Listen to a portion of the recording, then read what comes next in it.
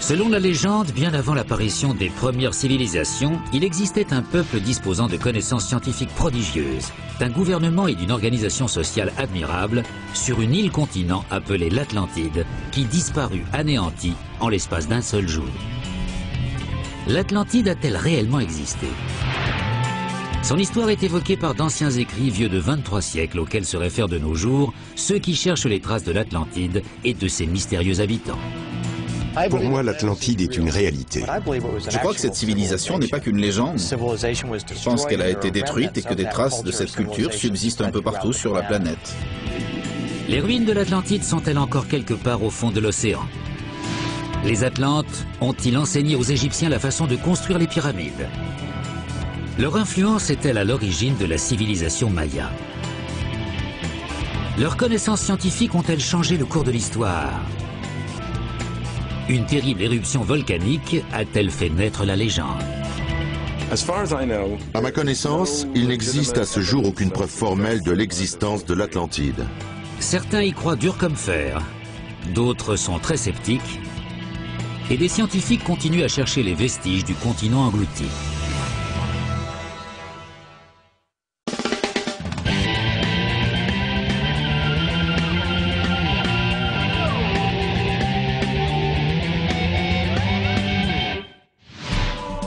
L'Atlantide fait partie des quelques mythes qui stimulent toujours l'imagination de nos contemporains. D'après la légende, elle se trouvait sur une île aux plaines fertiles, entourée de plusieurs anneaux de terre et d'eau, formant un continent grand comme l'Asie et l'Afrique réunies.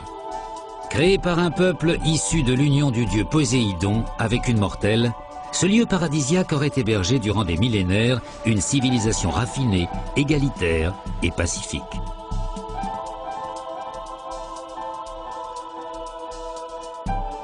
Les Atlantes vénéraient les taureaux, se déplaçaient à dos d'éléphant et se délectaient de noix de coco. Mais avec le temps, ce peuple au cœur pur se serait laissé gagner par les passions humaines et serait devenu belliqueux et cupide. Puis en l'espace d'un jour et d'une nuit, à la suite de terribles séismes, l'Atlantide aurait été engloutie à jamais par les flots. C'est une belle légende. Est-elle le pur produit de l'imagination ou repose-t-elle sur une réalité historique? Certains sont persuadés que l'Atlantide a vraiment existé. La plupart des gens pensent que l'Atlantide n'est qu'un mythe, mais je crois que cette civilisation a bel et bien existé. Je pense que certains Atlantes ont survécu au désastre qui a submergé la plus grande partie de leur continent. Ceux qui croient que l'Atlantide a réellement existé se partagent en deux grandes catégories. Ceux qui recherchent les vestiges du continent disparu et ceux qui tentent de trouver les marques des Atlantes sur des monuments antiques.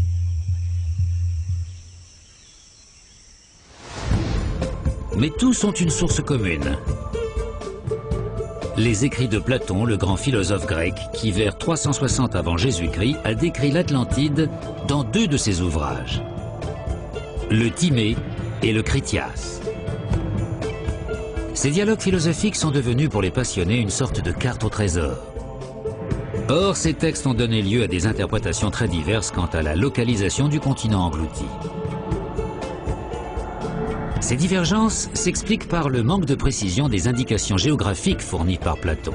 D'après lui, l'Atlantide serait située face au détroit connu sous le nom de colonne d'Hercule.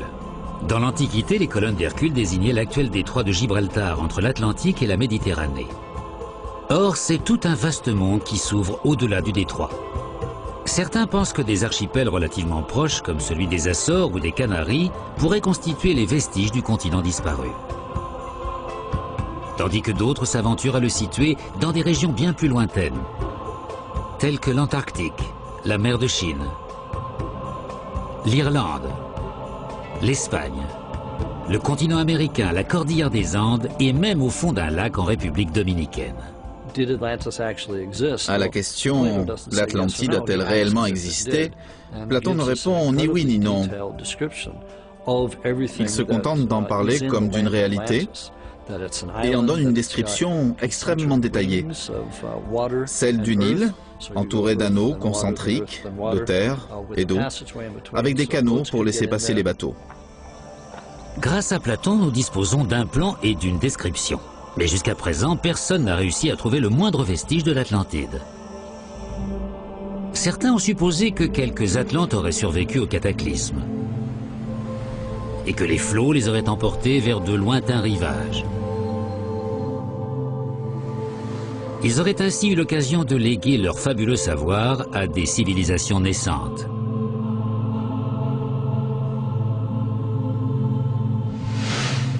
Pour les tenants de cette thèse, les prodigieux monuments de l'ancienne Égypte constituent une preuve irréfutable.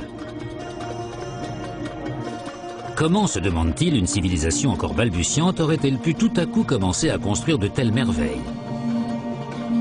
Comment les Égyptiens auraient-ils pu maîtriser des calculs mathématiques complexes ou tailler des angles aussi parfaits avec des outils de bronze? Leur réponse est simple, parce qu'on les a aidés. Écrivain et guide touristique, William Henry fait partie de ceux qui défendent cette théorie.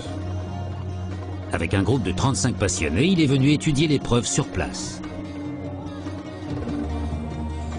Le temple de la vallée à Gizeh est un monument exceptionnel constitué de centaines de blocs de calcaire et de granit rose, dont certains pèsent plus de 150 tonnes, soit 3 fois plus que les plus grands monolithes de Stonehenge dans le sud de l'Angleterre.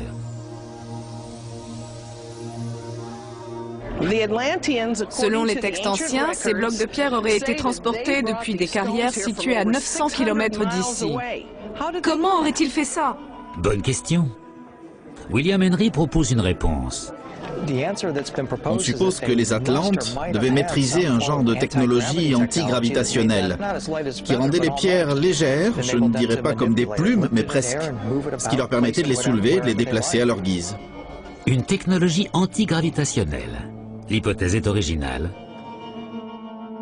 mais pas tout à fait déplacée lorsqu'on découvre certains hiéroglyphes du temple d'Abydos, évoquant une technologie très actuelle.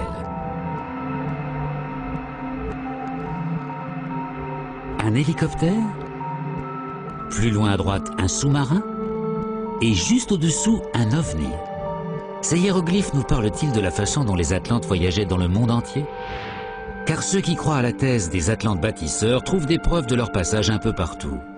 Depuis les temples d'Angkor Wat au Cambodge jusqu'aux statues de l'île de Pâques dans le Pacifique Sud. Ils seraient même allés en Amérique.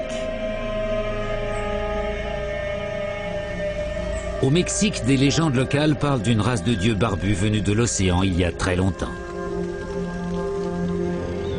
Certains pensent qu'il s'agit des Atlantes, qui auraient aidé les Mayas à construire leur temple majestueux.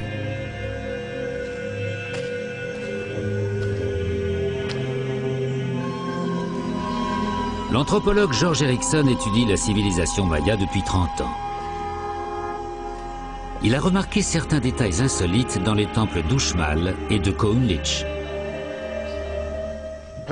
Platon parle d'éléphants dans sa description de l'Atlantide. Or, beaucoup de gens disent que c'est impossible, qu'il n'y a jamais eu d'éléphants sur le continent américain. Pourtant ici, dans la péninsule du Yucatan, on trouve des sculptures représentant des éléphants avec les yeux, le front et la trompe. Certains archéologues affirment qu'il s'agit d'un macao stylisé. Mais ça ne représente pas du tout une sorte de perroquet, c'est bien la tête d'un éléphant. L'éléphant existe dans l'œil de celui qui veut le voir. C'est en tout cas ce que diraient la plupart des archéologues. Nous observerons un peu plus tard d'autres détails étranges sur des monuments égyptiens et mayas, ainsi que de mystérieuses chaussées sous-marines. Un géologue étudie depuis de longues années ce qui pourrait, selon certains, être à l'origine du cataclysme ayant anéanti l'Atlantide. Une très ancienne arme de destruction massive, mise au point par la nature. Au cœur de tous les mythes, il existe une part de réalité. Et souvent, cette réalité est liée à l'existence d'une catastrophe naturelle. Un événement tellement effroyable et inattendu qu'il marque à jamais les esprits. Pour approcher de cette part de vérité, nous devons d'abord suivre la trace de ceux qui se sont intéressés de près à l'Atlantide par le passé. De tout temps, la description détaillée que Platon donne de cette civilisation disparue a enflammé les imaginations. Au XIXe siècle, elle obnubile un membre du Congrès des États-Unis, Ignatius Donnelly. Né à Philadelphie en 1831, Donnelly était un utopiste qui a toujours cru à la possibilité de créer une société parfaite. Il a même participé à la fondation d'une cité idéale, Ninninger City, dans le Minnesota, qui a connu un échec presque immédiat. Pour Donnelly, l'Atlantide était le jardin d'Éden, l'origine des civilisations antiques les plus avancées, le berceau des divinités grecques. Il affirmait avoir localisé son emplacement dans la région des Açores. Beaucoup de gens croyaient à ce qu'il disait. C'était le milieu du 19e siècle. Il lui suffisait d'affirmer « j'ai découvert ceci ». L'archéologie en était à ses balbutiements à l'époque. Les gens pensaient « s'il le dit, pourquoi pas, c'est peut-être vrai ». Au début du XXe siècle, une société secrète allemande proche des nazis, l'ordre de Thulé, s'intéresse de près au mythe de l'Atlantide et envoie de nombreuses expéditions dans le monde entier pour tenter de trouver les origines de la race aryenne. Les membres de l'ordre de Thulé croyaient fermement que les Aryens descendaient des Atlantes et que le continent disparu se trouvait quelque part entre le Groenland et l'Islande. En pleine Seconde Guerre mondiale, Adolf Hitler envoie plusieurs fois des avions de la Luftwaffe en mission à la recherche de l'Atlantide. Mais l'homme dont les théories au sujet de l'Atlantide ont fait le plus de bruit au XXe siècle est sans conteste le mystique et soi-disant visionnaire Edgar Cayce. Il prétendait avoir des visions d'un continent qui s'était effondré dans l'océan à la suite de 3 grandes catastrophes et dont il ne restait plus qu'un groupe d'îles probablement situées dans la mer des Caraïbes. D'après Cayce, ses habitants produisaient de l'énergie grâce à des cristaux qui avaient fini par provoquer une violente explosion.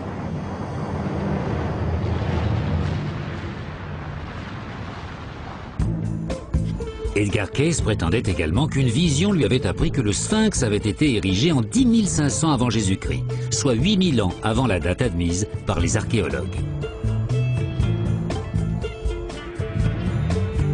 D'après lui, les survivants de l'Atlantide auraient caché quelque part sous le Sphinx une salle des archives dont les documents contiendraient tout le savoir de la civilisation disparue. Cayce avait aussi prédit que la preuve de l'existence de l'Atlantide serait trouvée dans les Bahamas en 1968 ou 1969. Et en effet, en 1968, des pilotes d'avion passant au-dessus des îles Bimini repèrent une étrange structure. Près de 1500 mètres de rochers alignés, formant une barre connue aujourd'hui sous le nom de chaussée de Bimini. Certains pensent qu'il s'agirait d'une ancienne jetée construite pour protéger un port. Des années plus tard, une structure similaire sera découverte au large de l'île d'Andros, dans les Cyclades. Bien que les Bahamas se trouvent à quelques 6500 km des colonnes d'Hercule, les révélations de Cayce ont séduit et continuent de séduire de nombreux adeptes.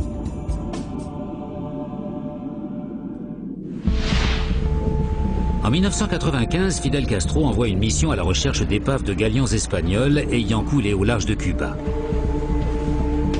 Or, les membres de cette expédition font une découverte inattendue. Paulina Zelitsky, ingénieure et océanographe, formée en Union soviétique, dirigeait cette mission. À moins d'1 kilomètre au large de la côte ouest de Cuba, les sonars détectent de mystérieuses structures immergées.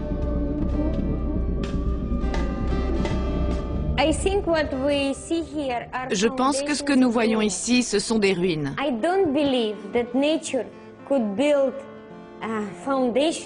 Je ne crois pas que la nature ait pu produire des formes aussi parfaites et aussi symétriques. Paulina Zelitsky en conclut qu'elles sont l'œuvre de bâtisseurs. Il est assez probable que ces structures, trouvées à 700 mètres de profondeur, soient les vestiges d'une civilisation disparue. Nos sonars ont détecté de nombreuses structures de ce genre dans la zone. Mais nous n'avons réussi à en cartographier que quelques-unes. Paulina Zelitsky ne mentionne pas le mythe de l'Atlantide à propos de ses découvertes, mais elle espère poursuivre ses recherches sur le site. Hélas, le gouvernement de Castro lui refuse l'autorisation. George Erickson fait partie des défenseurs les plus passionnés d'une Atlantide caribéenne.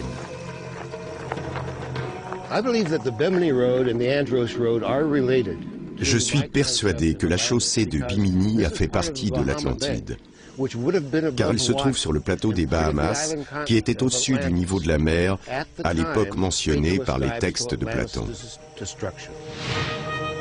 Aux yeux d'Erickson, les éléphants sculptés d'Uxmal sont aussi étranges que certains bas-reliefs du site maya de Coolidge.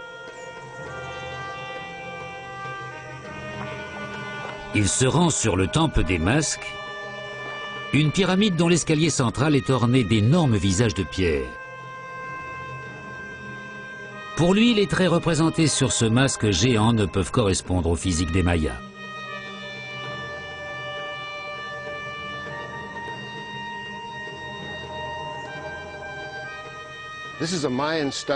Il évoque le dieu maya de la pluie, Chak, mais ses traits sont ceux des Atlantes. Un visage allongé, un menton carré, des moustaches recourbées des deux côtés, les sourcils et un long nez aquilin. Objectivement, que sait-on de la morphologie des Atlantes? Rien. Mais d'après Erickson, nous savons qu'ils ne ressemblaient pas du tout aux Mayas. Les Mayas étaient imberbes. Leur visage était rond et leur face assez plate. Erickson continue à rechercher des indices susceptibles de prouver que les Mayas n'étaient pas le premier peuple ayant vécu dans la péninsule du Yucatan. La plupart des archéologues pensent que les premiers hommes sont arrivés sur le continent américain en traversant le détroit de Bering entre la Sibérie et l'Alaska, avant de migrer peu à peu vers le sud. Mais Erickson croit que les Atlantes les avaient précédés. Il est persuadé que vers la fin de la dernière glaciation, le Yucatan, Cuba et les Bahamas étaient bien plus vastes qu'ils ne le sont de nos jours, ce que la science semble corroborer. D'après Erickson, un cataclysme aurait provoqué la fonte des glaces et la montée du niveau des océans qui aurait submergé l'Atlantide. Je pense que l'Atlantide a été anéantie par une gigantesque inondation. Et il est possible que cette inondation résulte de la chute d'une météorite géante dans la région des Caraïbes. Si les géologues admettent que le niveau de la mer a effectivement monté il y a environ 10 000 ans, rien jusqu'à présent ne les autorise à croire qu'un astéroïde ou une comète de grande taille ait pu tomber dans la région à cette époque. Mais les convictions d'Erickson semblent inébranlables. Je pense que l'Atlantide n'est pas qu'un mythe. Certes, beaucoup de thèses fantaisistes circulent à ce sujet. Malgré tout, je crois que cette civilisation a réellement existé, qu'elle possédait des connaissances prodigieuses en matière de navigation, d'architecture, de mathématiques, qu'elle a vécu un âge d'or avant d'être anéantie par les flots, et qu'on peut en trouver des traces dans la culture maya en Amérique centrale.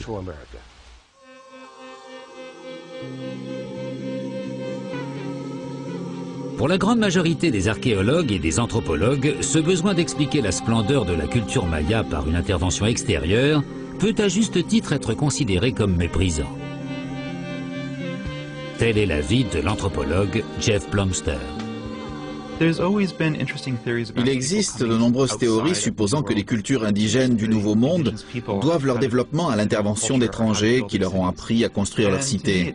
Pour moi, croire qu'ils n'auraient pas pu y arriver par leurs propres moyens, sans une aide venue de l'Ancien Monde, relève d'une attitude typiquement ethnocentrique.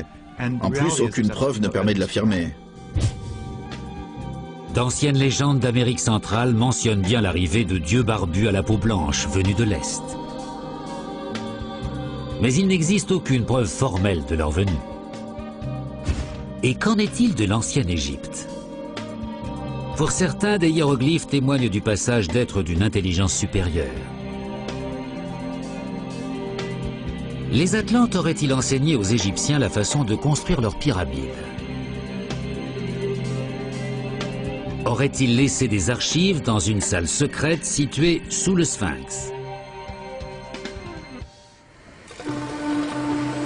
Pour de nombreux passionnés de l'Atlantide, tous les chemins mènent en Égypte.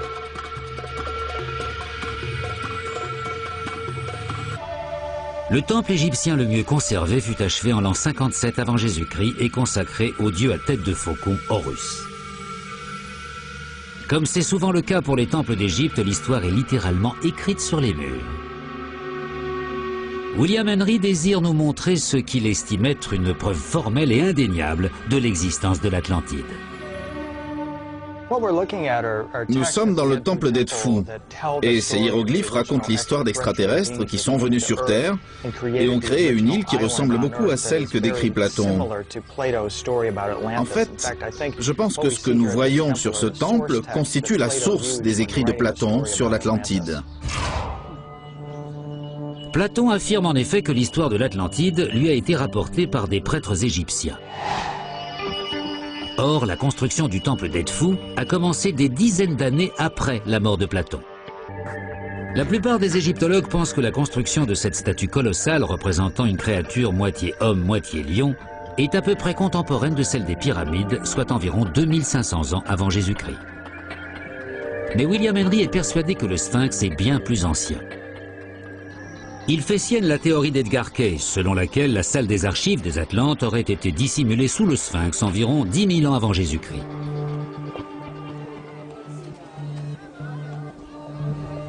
Et qu'ils auraient eux-mêmes supervisé la construction du monument.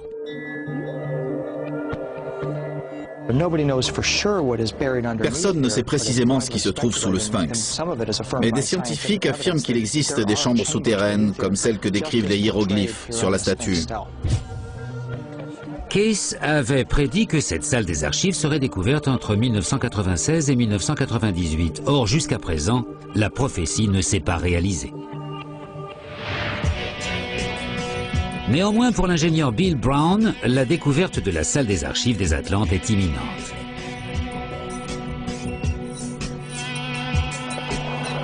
Brown a passé de longues semaines à cartographier et à sonder le site à l'aide d'un système GPS et des géoradars. Il pense avoir trouvé quelque chose. J'étais sûr qu'on finirait par trouver quelque chose là-dessous. Et aujourd'hui, on en a la preuve. Il existe une cavité à une dizaine de mètres sous le Sphinx. Elle est profonde d'environ 35 mètres. Elle est emplie de boue. Et dans cette boue, il y a des rayonnages. Des rayonnages? Pour ranger les documents des Atlantes, peut-être.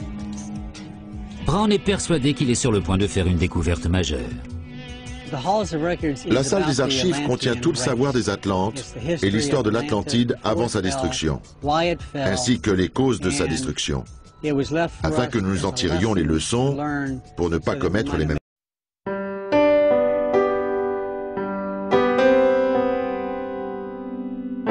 erreurs. Intéressant. Mais les Atlantes sont-ils réellement venus en Égypte pour construire des monuments? Et si oui, comment sont-ils arrivés sur les berges du Nil? William Henry pense avoir trouvé la réponse sur le site d'Abu Ghurab. Loin des circuits touristiques, à environ 1 heure de route de Gizeh, il renferme d'après les égyptologues les ruines de temples datant de la 5e dynastie. Or, pour notre guide, il n'y avait pas que des temples à cet endroit. Nous arrivons à Abu Ghurab, où s'élevait l'un des centres religieux les plus anciens du monde. Dans la région, le lieu est connu comme la piste d'atterrissage des ovnis. Mais je pense que ce sont les Atlantes qui sont arrivés ici par une porte des étoiles. Les Atlantes seraient les extraterrestres en question. Une piste d'atterrissage pour les extraterrestres. William Henry croit que les Atlantes sont originaires de la constellation des Pléiades et qu'ils sont venus sur Terre grâce à une porte des étoiles, un dispositif imaginaire permettant de voyager dans l'espace et le temps. D'après lui, l'une de ces portes d'entrée se trouvait à Abu Ghurab. Peu de gens le savent, mais ce qu'on est en train de découvrir pourrait bouleverser toutes les théories sur l'Atlantide. Traversant un site désertique, William Henry se dirige vers ce qui ressemble aux ruines d'un temple. Si on passe la main là-dessus, on sent que ces angles arrondis sont parfaitement lisses. On se demande comment on aurait pu obtenir ça avec des outils de bronze. Des égyptologues prétendent que c'est possible, mais tout à fait improbable. La précision, le poli de la pierre sont absolument incroyables. Quel est l'avis de la communauté scientifique à propos de tout cela? L'égyptologue Salima Ikram est une spécialiste des momies et travaille sur des sites archéologiques depuis plus de 20 ans. Et elle conteste l'idée que des extraterrestres aient pu construire les monuments de l'ancienne Égypte. Certains semblent incapables d'admettre le fait que des Égyptiens aient pu construire tout cela sans une aide extérieure. Et je trouve que c'est insultant. Si les archives des Atlantes demeurent introuvables, en revanche, il existe de nombreux documents archéologiques relatant la façon dont les pyramides ont été construites par les Égyptiens. Et les moyens employés par les bâtisseurs n'ont rien de mystérieux. Les pyramides ont été construites vers 2500 avant Jésus-Christ, il y a environ 4500 ans, par les peuples de l'ancienne Égypte. Certains travailleurs étaient employés directement par le pharaon et d'autres étaient des paysans, exonérés d'impôts en échange de quelques mois de travail. À l'évidence, la réalité de paysans cherchant à payer moins d'impôts semble plus terre-à-terre que l'idée des extraterrestres bâtisseurs. William Henry cherche des réponses dans les étoiles, tandis que nombre d'historiens et de scientifiques sont persuadés que la légende de l'Atlantide n'est qu'une légende. Certains pensent que Platon s'est inspiré de faits et de lieux réels qu'il a trouvés tout près de chez lui. Si on veut à tout prix trouver l'origine de l'Atlantide, il est plus sage de chercher dans ce qu'on appelle l'Ancien Monde, quelque part en Méditerranée, au large de l'Espagne ou toute autre région connue par Platon. Nous sommes à Santorin, une île superbe au milieu de la mer Égée sur laquelle on trouve les vestiges d'une culture remarquable ayant existé plusieurs siècles avant Platon, à l'âge de bronze. Cette civilisation prospère et raffinée devait une bonne partie de sa richesse au commerce maritime qu'elle pratiquait dans toute la Méditerranée. Or, cette culture florissante disparut quasiment du jour au lendemain. Son histoire n'exhale-t-elle pas un petit parfum d'Atlantide? C'est en tout cas l'avis de nombreux chercheurs. Le moment est peut-être venu de garer nos véhicules interstellaires pour nous pencher sur ce qu'en disent archéologues et historiens. La description de Platon situe le continent disparu au-delà des colonnes d'Hercule, soit quelque part dans l'océan Atlantique.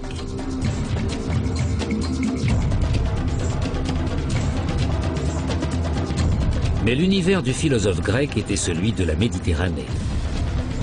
Dès lors, les colonnes d'Hercule auraient-elles pu désigner des rochers situés dans la mer Égée? Ces repères auraient-ils servi à localiser une île à la civilisation raffinée, pratiquant un commerce au long cours et défendue par une puissante armée?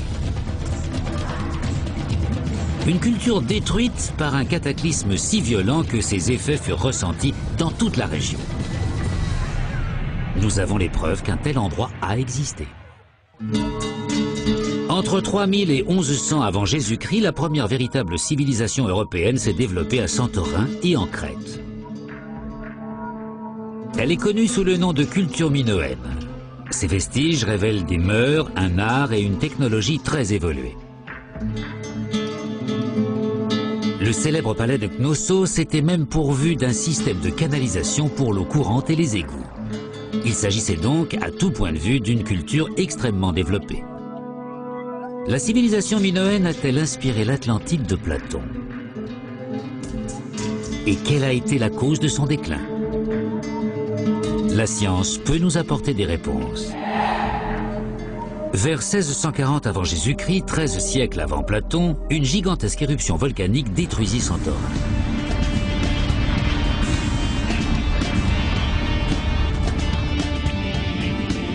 Une grande partie de l'île disparut sous les flots et le raz-de-marée porta un coup fatal à la civilisation minoenne.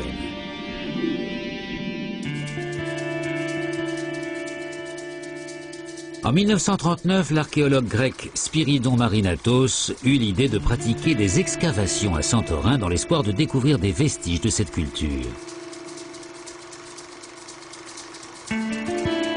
Et ce fut un succès.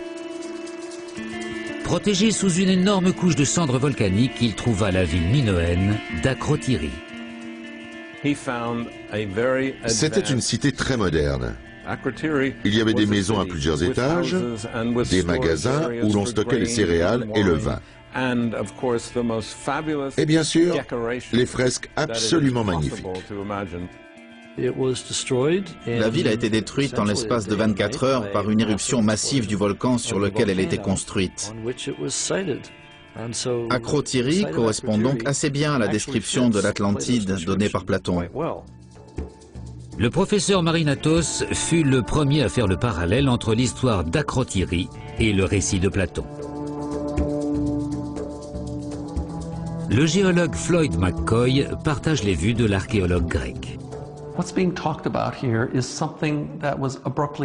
Platon nous parle d'une destruction soudaine, d'une explosion cataclysmique.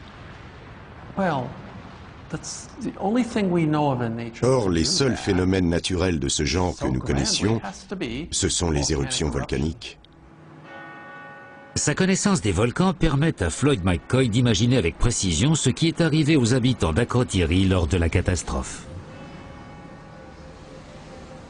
Supposons que nous nous trouvons à cet endroit il y a 3600 ans et que le volcan est entré en éruption.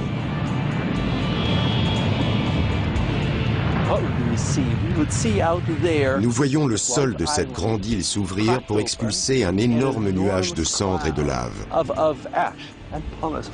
Un panache éruptif haut de plusieurs milliers de mètres.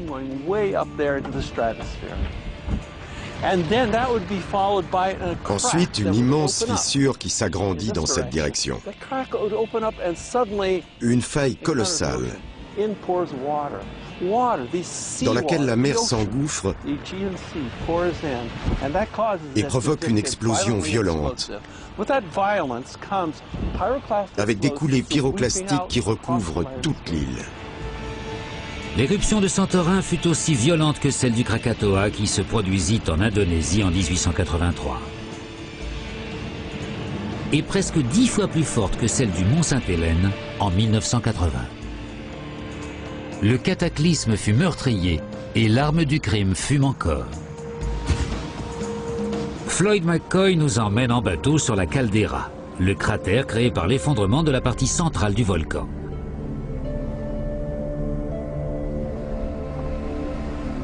« 3600 ans après l'éruption, on peut aisément vérifier que le volcan demeure actif. Selon McCoy, il explosera fatalement à nouveau. Ce n'est qu'une question de temps.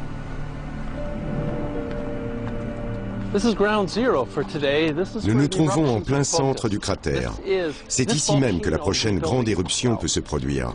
Le volcan est en train de se reconstruire de l'intérieur. Que trouverons-nous à cet endroit dans, disons, 20 000 ans? Peut-être une grande île, une île immense. Elle ressemblera sans doute à ce qu'elle était à l'âge de bronze, avec de la terre au lieu de ces rochers nus, des arbres et peut-être une population humaine. Les signes révélant que le volcan est bien vivant et potentiellement dangereux sont omniprésents. Vous voyez, ça brûle. Oh, ce sont des gaz très chauds qui s'en échappent. Les dépôts jaunes sont du soufre et les blancs de l'oxyde de soufre. D'où provient cette chaleur qui surgit du sol? Elle provient du magma, des roches en fusion qui se trouvent sous la croûte terrestre. Tout a l'air calme, mais n'importe quel volcanologue sait qu'il y a du magma à faible profondeur sous nos pieds et qu'une éruption peut se produire à tout moment. Indéniablement, ce volcan est la cause de la destruction d'Akrotiri. Mais comment a-t-il pu provoquer le déclin de toute la civilisation minoenne dont le centre se trouvait en Crète à plus de 100 km au sud de Santorin? Le professeur Kostas Sinolakis a grandi en Crète. Enfant, il était déjà fasciné par la puissance de la mer. Plus tard, il est devenu spécialiste de l'un des phénomènes naturels les plus dévastateurs qui soient, les tsunamis. Or, on sait que les grandes éruptions volcaniques sont souvent à l'origine des tsunamis. Nous ne sommes pas certains de savoir scientifiquement ce qui s'est passé. Mais nous disposons d'une hypothèse très plausible. C'est comme ça que la science avance. On pense que le volcan a explosé et a détruit Santorin. Puis l'onde de choc se serait propagée dans la mer, créant un tsunami qui serait arrivé jusqu'en Crète, où il aurait provoqué des raz-de-marée dévastateurs pour les villes minoennes.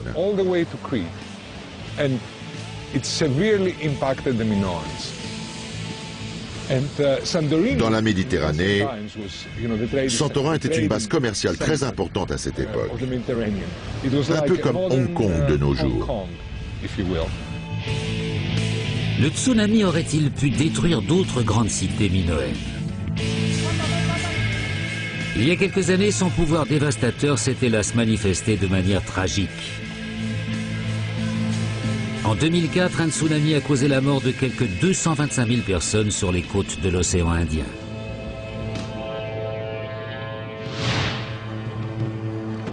Quelques années plus tôt, un autre tsunami avait ravagé les côtes de la Turquie.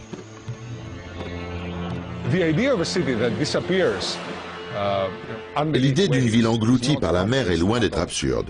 On a pu le constater en 1999, lors du tremblement de terre d'Izmit, qui a tué 17 000 personnes. La civilisation minoenne a-t-elle servi de modèle à l'Atlantide de Platon? Akrotiri peut-elle être la véritable capitale des Atlantes? L'éruption de 1640 avant Jésus-Christ a détruit une culture qui présente beaucoup de points communs avec celle que décrit Platon. Brillante, prospère, ayant disparu soudainement, comme celle de Santorin. Les survivants auraient-ils rapporté leur histoire tragique lorsqu'ils ont trouvé refuge sur le continent? Cette histoire s'est-elle transmise de génération en génération jusqu'à l'époque de Platon?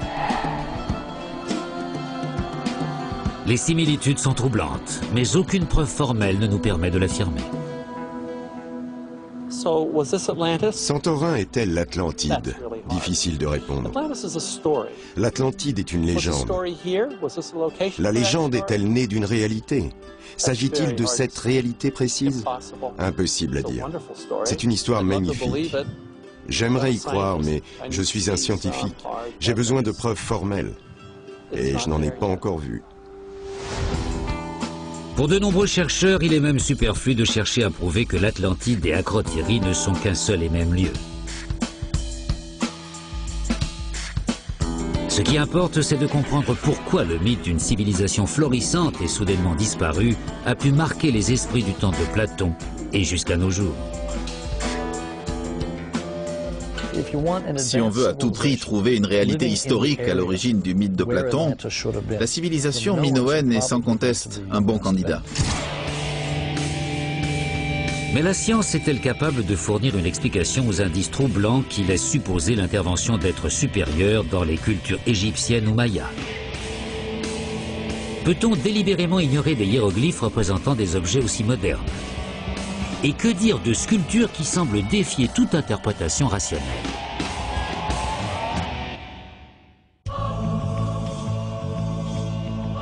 Le mythe du continent disparu, d'une Atlantide utopique et sophistiquée, balayée par un cataclysme, fascine les hommes depuis des siècles. Même les plus sceptiques apprécient la légende.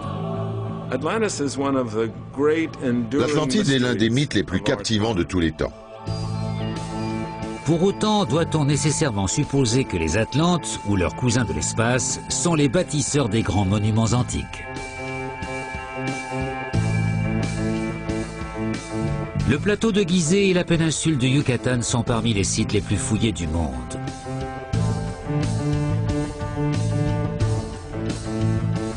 Or, aucun archéologue n'a trouvé le moindre artefact portant l'inscription « Nous sommes les Atlantes et nous avons construit ceci ». Rien de tel jusqu'à présent. Pourtant, certains détails troublants nécessitent une explication. Les hiéroglyphes d'Abydos comptent parmi les plus étranges. Certains reconnaissent le dessin d'un hélicoptère, un sous-marin, une soucoupe volante.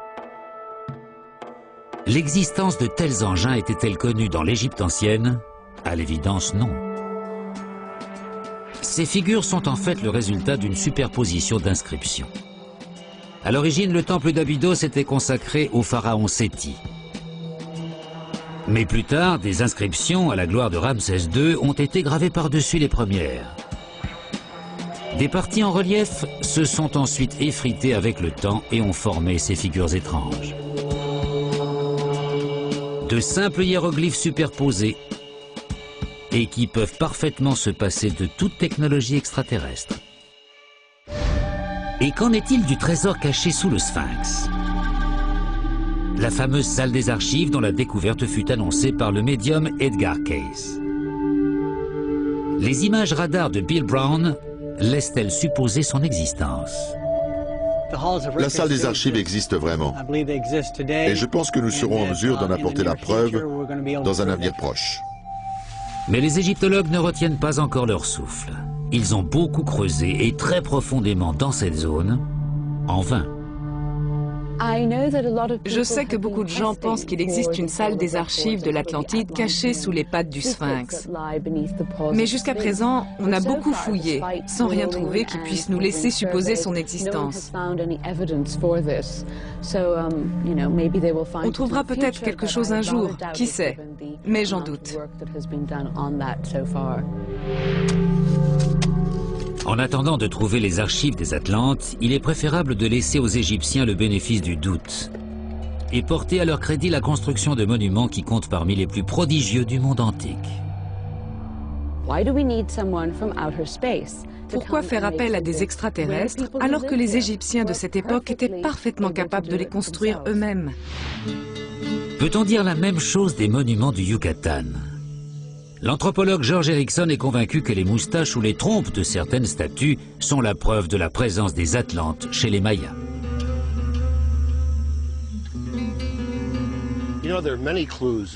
Il y a beaucoup d'indices qui me portent à croire que les Atlantes sont venus au Yucatan et ont légué une partie de leur savoir aux Mayas. Le spécialiste de la culture maya, Jeff Plumster, n'est pas du même avis. Rien ne prouve que les premiers habitants du Yucatan étaient des navigateurs venant d'un lieu appelé Atlantide, situé dans la mer des Caraïbes. Comment expliquer alors l'aspect des masques de Coonlich? Le masque de Coonlich représente le dieu du soleil maya, Kinishao. Il est parfois représenté avec des sortes de volutes de part et d'autre de la bouche. Elles peuvent représenter de la fumée ou de la vapeur, ou encore des serpents. Mais pas une moustache. En outre, rien ne prouve que les Mayas étaient imberbes. L'idée que les Mayas étaient totalement imberbes est complètement erronée d'après moi. Si vous allez dans des communautés mayas aujourd'hui, au Mexique ou au Guatemala, vous pourrez constater que les hommes ne sont pas imberbes et qu'ils portent parfois la moustache. Parfait. Et qu'en est-il des éléphants du temple d'Uxmal? Les pachydermes des Atlantes auraient-ils foulé le sol du Yucatan à une époque lointaine? Ces têtes ne sont pas du tout celles d'éléphants. Il s'agit d'un mélange d'éléments physiques réels et imaginaires représentant des créatures appartenant à l'univers surnaturel des Mayas. Par exemple, les prétendues trompes d'éléphants peuvent représenter des becs d'oiseaux, des reptiles ou des tapirs, animaux que les Mayas connaissaient bien. L'océanographe Richard Ellis est loin d'approuver la théorie d'Erickson au sujet de la comète ayant détruit l'Atlantide dans la mer des Caraïbes.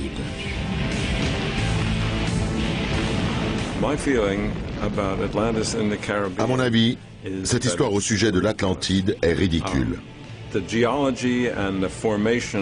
La géologie et la formation des Caraïbes, du Mexique et de Cuba sont bien connues. Et rien ne laisse supposer qu'un tel phénomène se soit produit. En outre, l'Amérique centrale semble assez éloignée des références géographiques dont pouvait disposer Platon. L'Atlantide dans le Yucatan?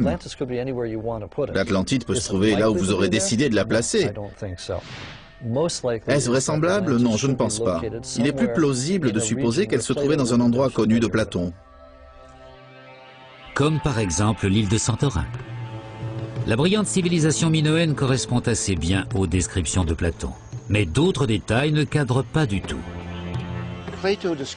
Platon parle d'une île vaste comme un continent plus grand que l'Asie. Santorin est loin de correspondre à la description. De plus, l'éruption qui détruisit Santorin eut lieu 9 siècles seulement avant la naissance de Platon et non 9 millénaires.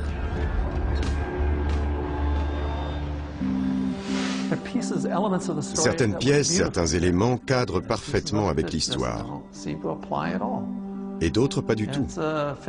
En pourcentage, je dirais que c'est du 50-50. Impossible d'être catégorique. On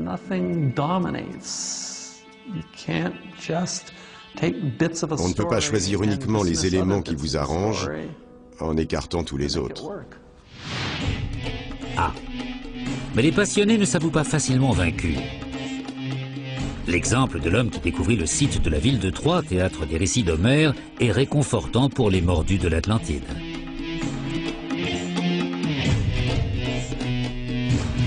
En 1873, l'aventurier allemand Heinrich Schliemann exhuma les vestiges de l'ancienne Troie, prouvant que l'Iliade et l'Odyssée étaient basées sur des faits réels. George Erickson nous rappelle que la plupart des érudits de l'époque pensaient que Schliemann était fou de suivre les indices fournis par d'anciens poèmes épiques. Et ils avaient tort. Heinrich Schliemann a montré à tout le monde qu'on ne devait pas se contenter d'un statu quo et qu'il fallait continuer à chercher des réponses plausibles.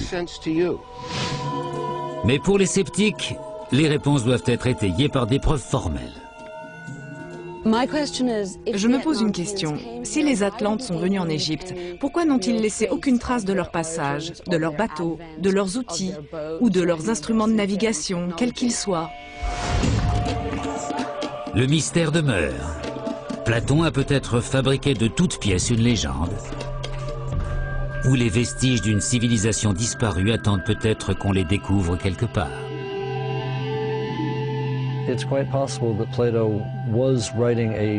Il est très probable que Platon ait voulu écrire une fable morale et qu'il a utilisé l'histoire de l'Atlantide pour illustrer la vanité d'un peuple trop ambitieux. Je pense que l'Atlantide a réellement existé et je crois que dans les 10 prochaines années, nous allons découvrir des preuves de son existence absolument étonnantes. Jusqu'au jour où quelqu'un trouvera quelque chose que l'on peut toucher ou photographier et dira « Ceci ne peut provenir que de l'Atlantide ». Jusqu'à ce jour, je n'en croirai pas un mot.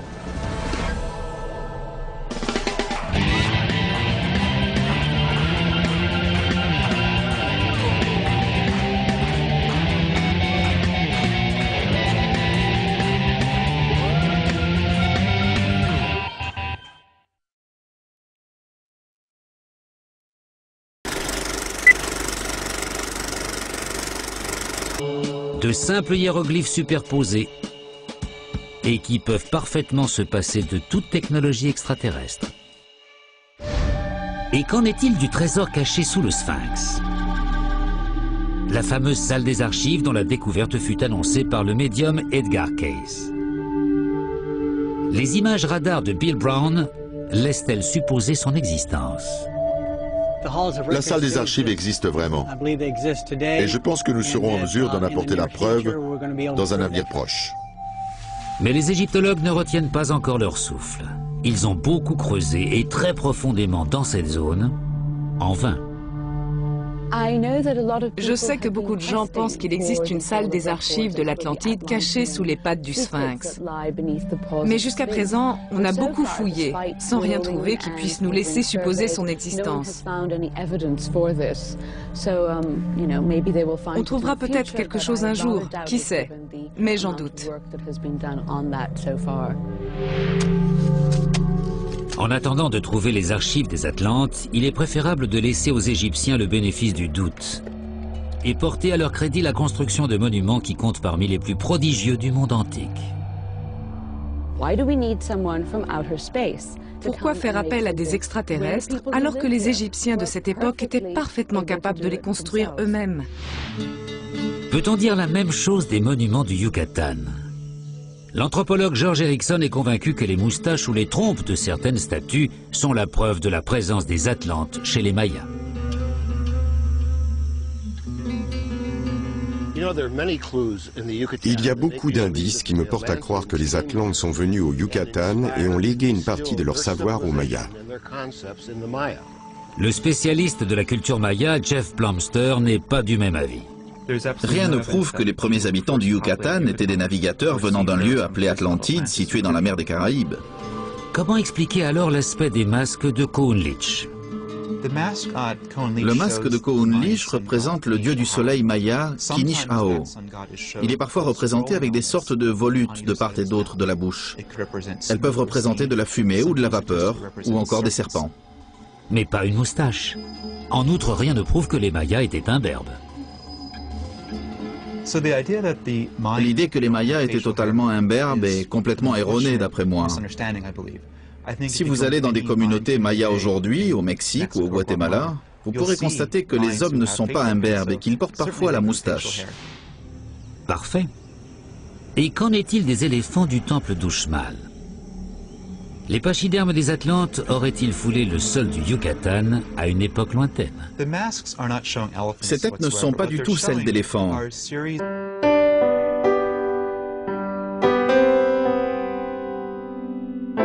Erreur.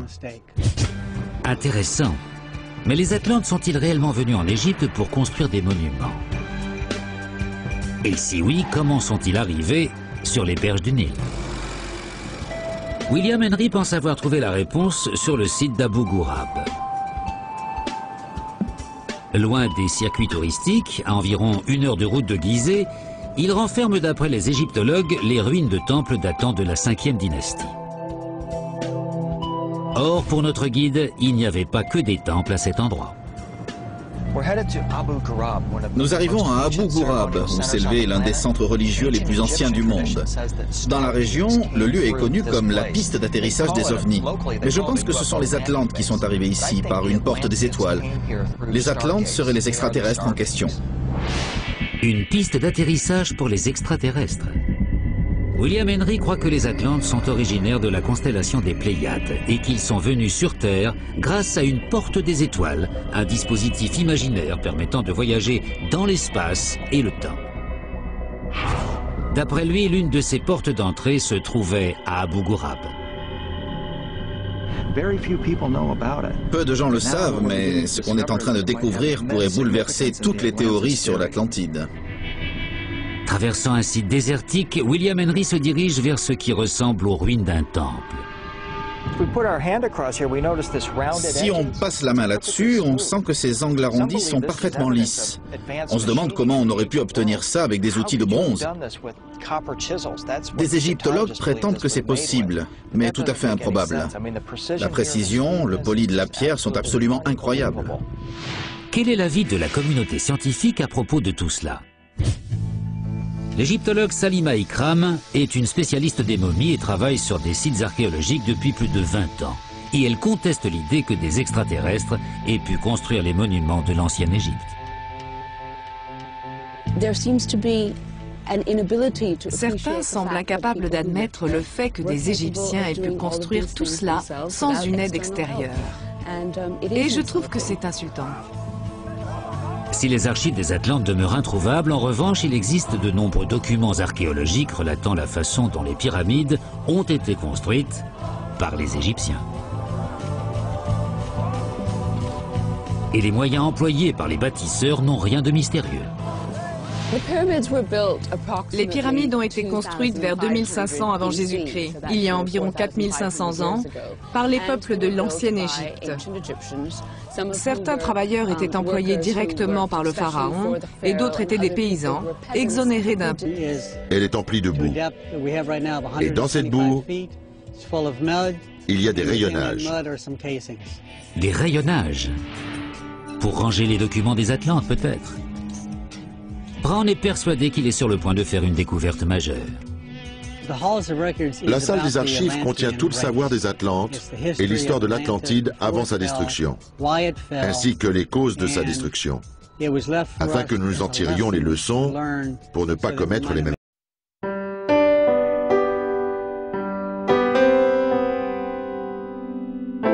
erreurs. Intéressant. Mais les Atlantes sont-ils réellement venus en Égypte pour construire des monuments? Et si oui, comment sont-ils arrivés sur les berges du Nil? William Henry pense avoir trouvé la réponse sur le site d'Abu Ghurab. Loin des circuits touristiques, à environ 1 heure de route de Gizeh, il renferme d'après les égyptologues les ruines de temples datant de la 5e dynastie. Or, pour notre guide, il n'y avait pas que des temples à cet endroit. Nous arrivons à Abu Ghurab, où s'élevait l'un des centres religieux les plus anciens du monde. Dans la région, le lieu est connu comme la piste d'atterrissage des ovnis. Mais je pense que ce sont les Atlantes qui sont arrivés ici par une porte des étoiles. Les Atlantes seraient les extraterrestres en question. Une piste d'atterrissage pour les extraterrestres. William Henry croit que les Atlantes sont originaires de la constellation des Pléiades et qu'ils sont venus sur Terre grâce à une porte des étoiles, un dispositif imaginaire permettant de voyager dans l'espace et le temps. D'après lui, l'une de ces portes d'entrée se trouvait à Abu Ghurab. Peu de gens le savent, mais ce qu'on est en train de découvrir pourrait bouleverser toutes les théories sur l'Atlantide. Traversant un site désertique, William Henry se dirige vers ce qui ressemble aux ruines d'un temple. Si on passe la main là-dessus, on sent que ces angles arrondis sont parfaitement lisses.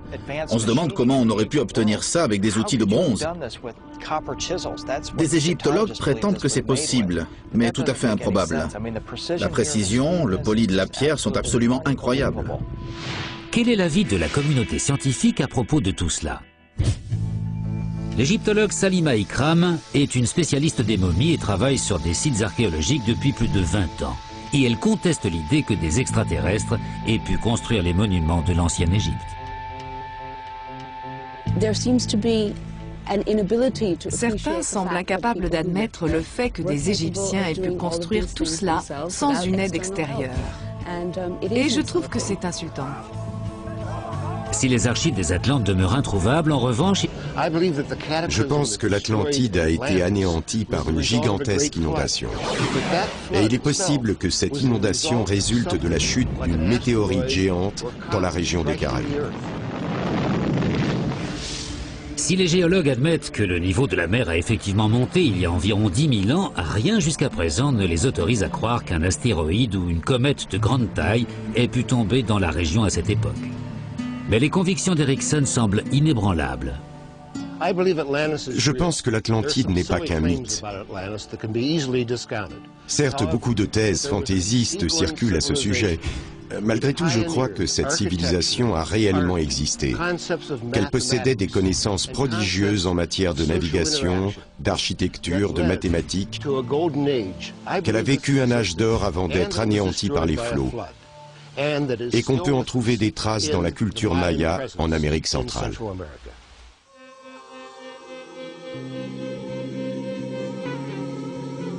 Pour la grande majorité des archéologues et des anthropologues, ce besoin d'expliquer la splendeur de la culture maya par une intervention extérieure peut à juste titre être considéré comme méprisant.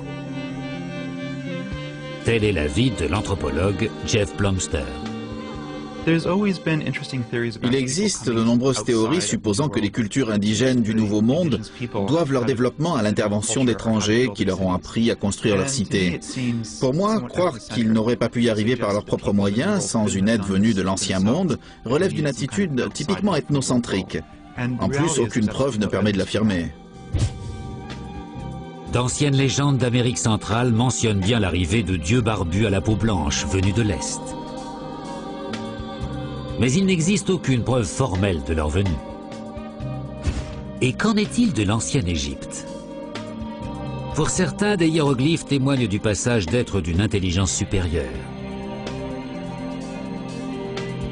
Les Atlantes auraient-ils enseigné aux Égyptiens la façon de construire leurs pyramides? Auraient-ils laissé des archives dans une salle secrète située sous le Sphinx? Pour de nombreux passionnés de l'Atlantide, tous les chemins mènent en Égypte.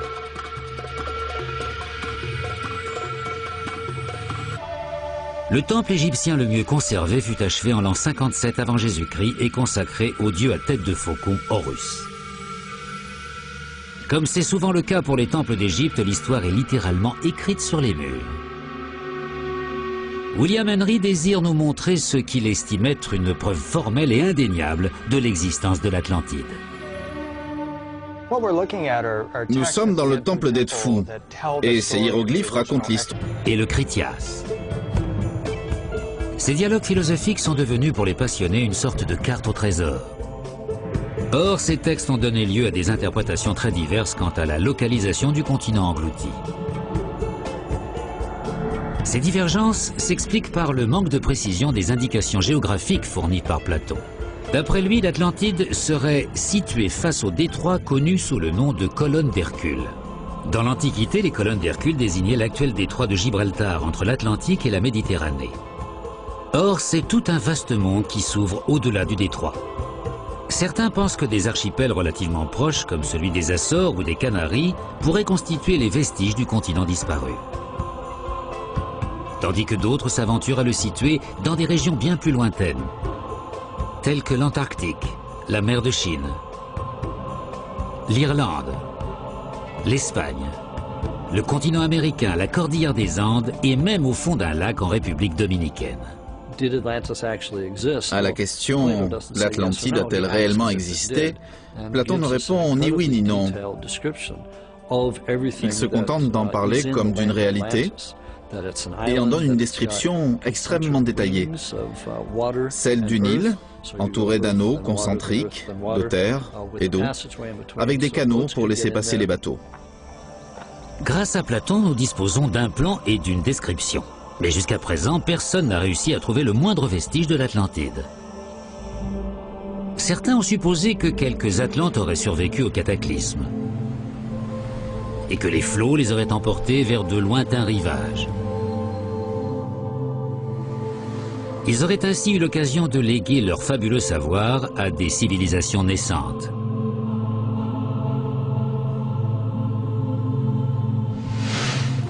Pour les tenants de cette thèse, les prodigieux monuments de l'ancienne Égypte constituent une preuve irréfutable. Comment, se demande-t-il, une civilisation encore balbutiante aurait-elle pu tout à coup commencer à construire de telles merveilles? Comment les Égyptiens auraient-ils pu maîtriser des calculs mathématiques complexes ou tailler des angles aussi parfaits avec des outils de bronze? Leur réponse est simple, parce qu'on les a aidés. Écrivain et guide touristique, William Henry fait partie de ceux qui défendent cette théorie. Avec un groupe de 35 passionnés, il est venu étudier les preuves sur place. Le temple de la vallée à Gizeh est un monument exceptionnel constitué de centaines de blocs de calcaire et de granit rose, dont certains pèsent plus de 150 tonnes, soit 3 fois plus que les plus grands monolithes de Stonehenge dans le sud de l'Angleterre. Et d'une organisation sociale admirable sur une île-continent appelée l'Atlantide, qui disparut anéantie en l'espace d'un seul jour. L'Atlantide a-t-elle réellement existé? Son histoire est évoquée par d'anciens écrits vieux de 23 siècles auxquels se réfèrent de nos jours ceux qui cherchent les traces de l'Atlantide et de ses mystérieux habitants. Pour moi, l'Atlantide est une réalité. Je crois que cette civilisation n'est pas qu'une légende. Je pense qu'elle a été détruite et que des traces de cette culture subsistent un peu partout sur la planète. Les ruines de l'Atlantide sont-elles encore quelque part au fond de l'océan? Les Atlantes ont-ils enseigné aux Égyptiens la façon de construire les pyramides? Leur influence est-elle à l'origine de la civilisation maya? Leurs connaissances scientifiques ont-elles changé le cours de l'histoire? Une terrible éruption volcanique a-t-elle fait naître la légende? À ma connaissance, il n'existe à ce jour aucune preuve formelle de l'existence de l'Atlantide. Certains y croient dur comme fer, d'autres sont très sceptiques, et des scientifiques continuent à chercher les vestiges du continent englouti.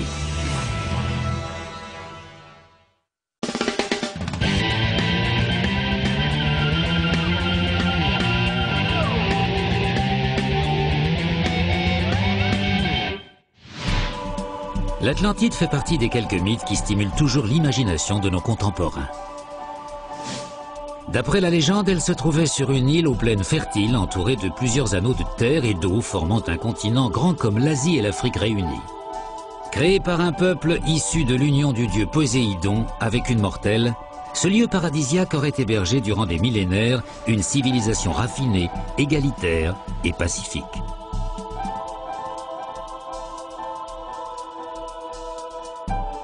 Les Atlantes vénéraient les taureaux, se déplaçaient à dos d'éléphant et se délectaient de noix de coco. Mais avec le temps, ce peuple au cœur pur se serait laissé gagner par les passions humaines et serait devenu belliqueux et cupide. Puis en l'espace d'un jour et d'une nuit, à la suite de terribles séismes, l'Atlantide aurait été engloutie à jamais par les flots. C'est une belle légende. Est-elle le pur produit de l'imagination ou repose-t-elle sur une réalité historique? Certains sont persuadés que l'Atlantide a vraiment existé. La plupart des gens pensent que l'Atlantide n'est qu'un mythe, mais je crois que cette civilisation a bel et bien existé. Je pense que certains Atlantes ont survécu au désastre qui a submergé la plus grande partie de leur continent. Ceux qui croient que l'Atlantide a réellement existé se partagent en deux grandes catégories. Ceux qui recherchent les vestiges du continent disparu et ceux qui tentent de trouver les marques des Atlantes sur des monuments antiques. L'Atlantide à propos de ses découvertes, mais elle espère poursuivre ses recherches sur le site. Hélas, le gouvernement de Castro lui refuse l'autorisation. George Erickson fait partie des défenseurs les plus passionnés d'une Atlantide caribéenne.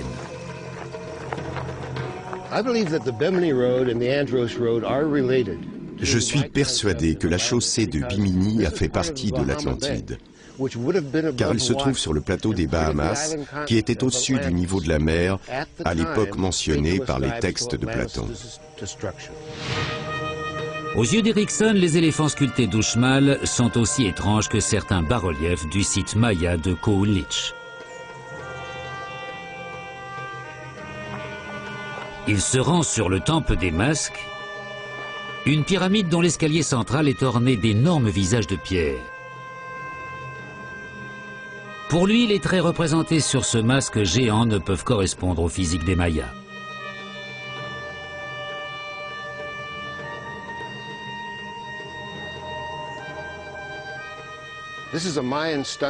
Il évoque le dieu maya de la pluie, Chak, mais ses traits sont ceux des Atlantes. Un visage allongé, un menton carré, des moustaches recourbées des deux côtés, les sourcils et un long nez aquilin. Objectivement, que sait-on de la morphologie des Atlantes? Rien. Mais d'après Erickson, nous savons qu'ils ne ressemblaient pas du tout aux Mayas. Les Mayas étaient imberbes. Leur visage était rond et leur face assez plate. Erickson continue à rechercher des indices susceptibles de prouver que les Mayas n'étaient pas le premier peuple ayant vécu dans la péninsule du Yucatan. La plupart des archéologues pensent que les premiers hommes sont arrivés sur le continent américain en traversant le détroit de Bering entre la Sibérie et l'Alaska, avant de migrer peu à peu vers le sud. Mais Erickson croit que les Atlantes les avaient précédés. Il est persuadé que vers la fin de la dernière glaciation, le Yucatan, Cuba et les Bahamas étaient bien plus vastes qu'ils ne le sont de nos jours, ce que la science semble corroborer. D'après Erickson, un cataclysme aurait provoqué la fonte des glaces et la montée du niveau des océans qui aurait submergé l'Atlantide. Je pense que l'Atlantide a été anéantie par une gigantesque inondation. Et il est possible que cette inondation résulte de la chute d'une météorite géante dans la région des Caraïbes.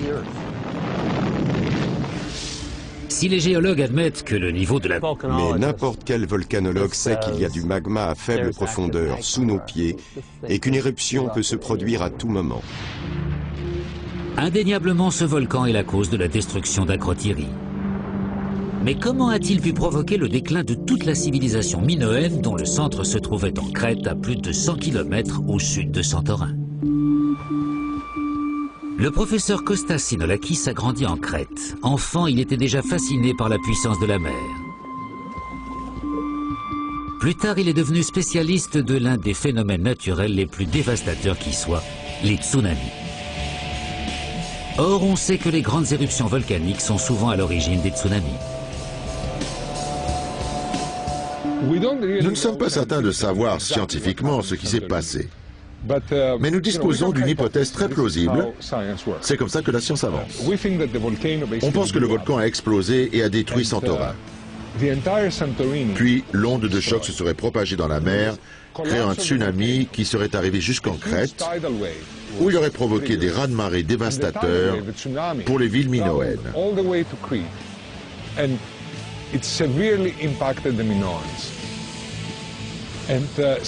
Dans la Méditerranée, Santorin était une base commerciale très importante à cette époque, un peu comme Hong Kong de nos jours. Le tsunami aurait-il pu détruire d'autres grandes cités minoennes? Il y a quelques années, son pouvoir dévastateur s'est hélas manifesté de manière tragique. En 2004, un tsunami a causé la mort de quelques 225 000 personnes sur les côtes de l'océan Indien.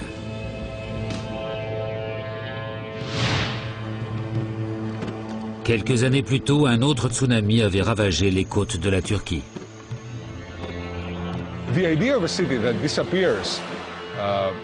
L'idée d'une ville engloutie par la mer est loin d'être absurde. On a pu le constater en 1999, lors du tremblement de terre d'Izmit, qui a tué 17 000 personnes. La civilisation minoenne a-t-elle servi de modèle à l'Atlantide de Platon? Akrotiri peut-elle être la véritable capitale des Atlantes? L'éruption de 1640 avant Jésus-Christ a détruit une culture qui présente beaucoup de points communs avec celle que décrit Platon. Brillante, prospère, ayant disparu soudainement, comme celle de Santorin. Les survivants auraient-ils rapporté leur histoire tragique lorsqu'ils ont trouvé refuge sur le continent? Cette histoire s'est-elle transmise de génération en génération jusqu'à l'époque Ninja City dans le Minnesota, qui a connu un échec presque immédiat. Pour Donnelly, l'Atlantide était le jardin d'Éden, l'origine des civilisations antiques les plus avancées, le berceau des divinités grecques. Il affirmait avoir localisé son emplacement dans la région des Açores. Beaucoup de gens croyaient à ce qu'il disait. C'était le milieu du 19e siècle. Il lui suffisait d'affirmer « j'ai découvert ceci ». L'archéologie en était à ses balbutiements à l'époque. Les gens pensaient « s'il le dit, pourquoi pas, c'est peut-être vrai ». Au début du XXe siècle, une société secrète allemande proche des nazis, l'ordre de Thulé, s'intéresse de près au mythe de l'Atlantide et envoie de nombreuses expéditions dans le monde entier pour tenter de trouver les origines de la race aryenne. Les membres de l'ordre de Thulé croyaient fermement que les Aryens descendaient des Atlantes et que le continent disparu se trouvait quelque part entre le Groenland et l'Islande. En pleine Seconde Guerre mondiale, Adolf Hitler envoie plusieurs fois des avions de la Luftwaffe en mission à la recherche de l'Atlantide. Mais l'homme dont les théories au sujet de l'Atlantide ont fait le plus de bruit au XXe siècle est sans conteste le mystique et soi-disant visionnaire Edgar Cayce. Il prétendait avoir des visions d'un continent qui s'était effondré dans l'océan à la suite de 3 grandes catastrophes et dont il ne restait plus qu'un groupe d'îles probablement situées dans la mer des Caraïbes. D'après Cayce, ses habitants produisaient de l'énergie grâce à des cristaux qui avaient fini par provoquer une violente explosion.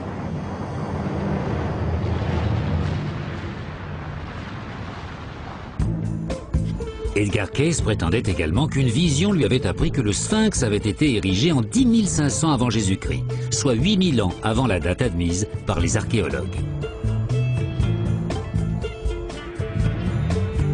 D'après lui, les survivants de l'Atlantide auraient caché quelque part sous le Sphinx une salle des archives dont les documents contiendraient tout le savoir de la civilisation disparue. Cayce avait aussi prédit que la preuve de l'existence de l'Atlantide serait trouvée dans les Bahamas en 1968 ou 1969. Et en effet, en 1968, des pilotes d'avion passant au-dessus des îles Bimini repèrent une étrange structure. Près de 1500 mètres de rochers alignés, formant une barre connue aujourd'hui sous le nom de chaussée de Bimini. Certains pensent qu'il s'agirait d'une ancienne jetée construite pour protéger un port. Des années plus tard, une structure similaire sera découverte au large de l'île d'Andros, dans les Cyclades. Bien que les Bahamas se trouvent à quelques 6500 km des colonnes d'Hercule, Les révélations de Kay sont séduits et continuent de... Une île immense. Elle ressemblera sans doute à ce qu'elle était à l'âge de bronze, avec de la terre au lieu de ces rochers nus, des arbres et peut-être une population humaine. Les signes révélant que le volcan est bien vivant et potentiellement dangereux sont omniprésents. Vous voyez, ça brûle. Oh, ce sont des gaz très chauds qui s'en échappent. Les dépôts jaunes sont du soufre et les blancs de l'oxyde de soufre. D'où provient cette chaleur qui surgit du sol? Elle provient du magma, des roches en fusion qui se trouvent sous la croûte terrestre. Tout a l'air calme, mais n'importe quel volcanologue sait qu'il y a du magma à faible profondeur sous nos pieds et qu'une éruption peut se produire à tout moment. Indéniablement, ce volcan est la cause de la destruction d'Akrotiri. Mais comment a-t-il pu provoquer le déclin de toute la civilisation minoenne dont le centre se trouvait en Crète à plus de 100 km au sud de Santorin? Le professeur Kostas Sinolakis a grandi en Crète. Enfant, il était déjà fasciné par la puissance de la mer. Plus tard, il est devenu spécialiste de l'un des phénomènes naturels les plus dévastateurs qui soient, les tsunamis. Or, on sait que les grandes éruptions volcaniques sont souvent à l'origine des tsunamis. Nous ne sommes pas certains de savoir scientifiquement ce qui s'est passé. Mais nous disposons d'une hypothèse très plausible. C'est comme ça que la science avance. On pense que le volcan a explosé et a détruit Santorin. Puis l'onde de choc se serait propagée dans la mer, créant un tsunami qui serait arrivé jusqu'en Crète, où il aurait provoqué des raz-de-marée dévastateurs pour les villes minoennes.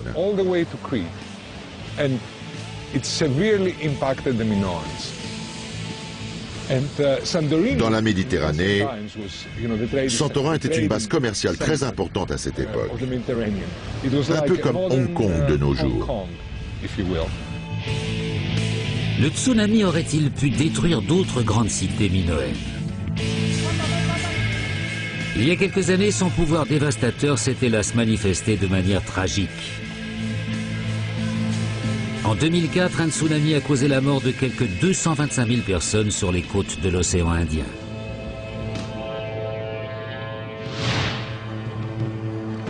Quelques années plus tôt, un autre tsunami avait ravagé les côtes de la Turquie.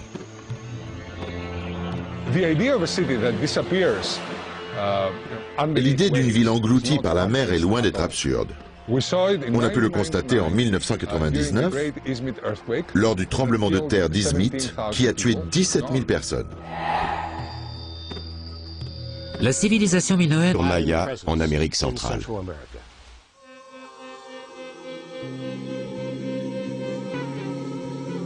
Pour la grande majorité des archéologues et des anthropologues, ce besoin d'expliquer la splendeur de la culture maya par une intervention extérieure peut à juste titre être considéré comme méprisant.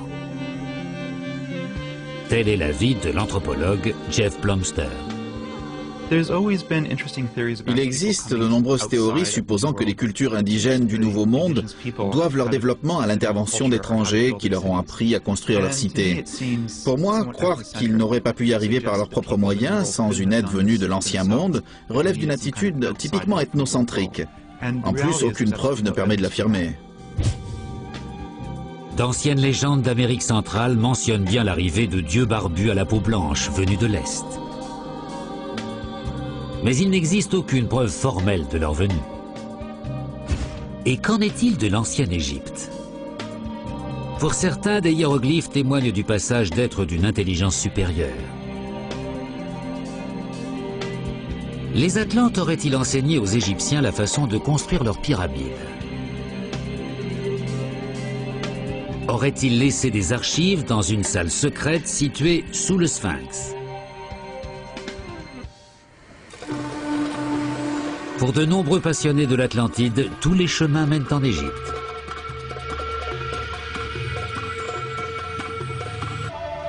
Le temple égyptien le mieux conservé fut achevé en l'an 57 avant Jésus-Christ et consacré au dieu à tête de faucon Horus. Comme c'est souvent le cas pour les temples d'Égypte, l'histoire est littéralement écrite sur les murs.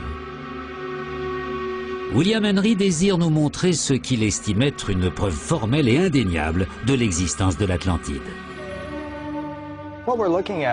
Nous sommes dans le temple d'Edfu, et ces hiéroglyphes racontent l'histoire d'extraterrestres qui sont venus sur Terre et ont créé une île qui ressemble beaucoup à celle que décrit Platon.